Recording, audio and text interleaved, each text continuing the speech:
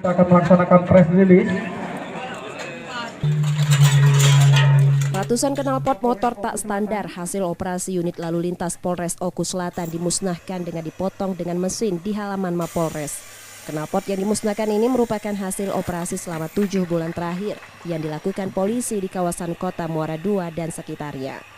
Sampai dengan Februari 2022 ini, di mana dari 7 bulan sudah kita dapatkan kurang lebih 167 unit knalpot brong atau racing yang apabila dikalkulasikan kurang lebih kira-kira 45 juta dari sisi satuan rupiah per knalpotnya.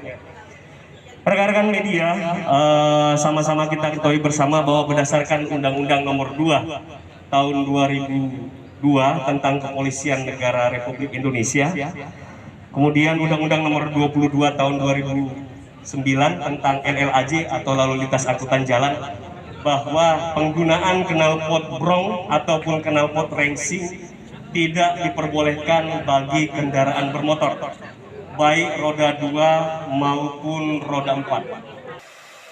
Polisi mengingatkan pengendara untuk tak memasang perlengkapan tak standar pada kendaraannya karena membahayakan dan mengganggu. Setia Budi, Kompas TV, Ogan Kombring Ulu Selatan, Sumatera Selatan.